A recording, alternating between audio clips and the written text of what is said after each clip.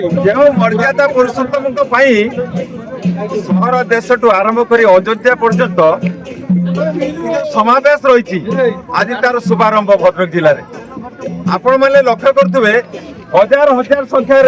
दर्शक और भक्त मान भिड़ भद्रक स्थित मुखद्वार राणीताल आम अपेक्षारत समस्त नेतृवृंद मान अपेक्षा कर स्वागत कर आज स्वर्णिम माहौल आज सृष्टि कौन लक्ष्य प्रतिज्ञा देखु लोकों भितर प्रबल आग्रह जेहेतु रामकर धनु आसूची देखिए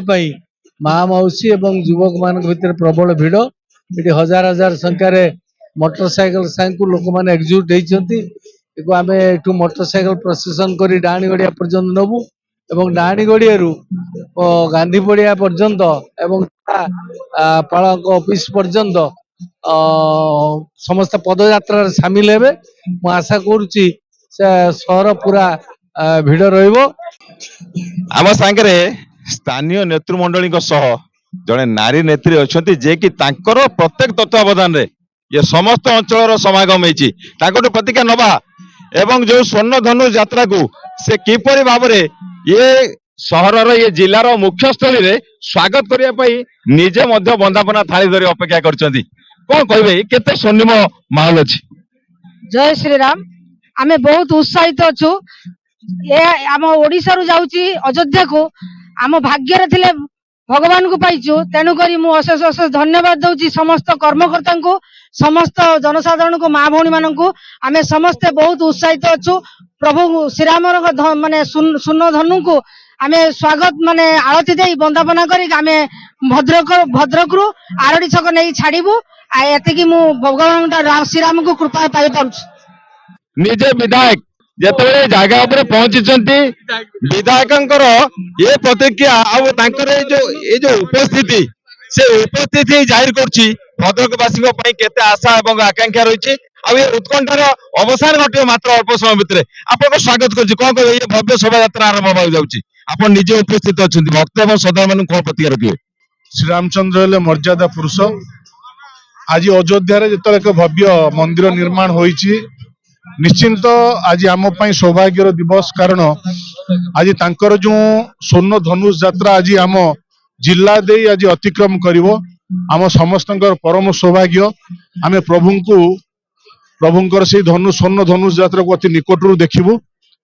निश्चिंत भाग्यर थिले एभलिया संजोग आसे तेणु भावुची आज आम जिला एक ऐतिहासिक दिवस कारण प्रभु श्रीराम केवल कौन निर्दिष्ट धर्मर नुहति ये प्रभु श्रीराम समग्र विश्वर सी हेले प्रत्येक धर्म प्रत्येक जाति प्रत्येक वर्णर सी हेले आम समस्त आदर्शर पुरुष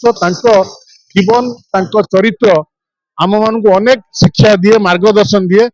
जे राति पाइले राजाभिषेक होता जे सिंहासन बसी था बापांकर गोटे आदेश पितांकर गोटे आदेश प्रश्न भी मो मुहर बाहरी नथिला करि नथिले काहेकि मु वनवास जीवी सेपरी महान पुरुषों कथा आमे कौन बा कहि परिबा। आपण सुनुतिले मर्यादा पुरुषोत्तम ये जो कार्यक्रम से अछंती हमर श्रीराम महायज्ञ समितिर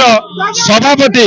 प्रतिज्ञा नबा एक कोलाहलपूर्ण माहौल ले तांकर कोन अभिमत रहइबो स्वागत करछि आपण कोन रखंतु निजर परिचय। समस्त को सादरे जय श्रीराम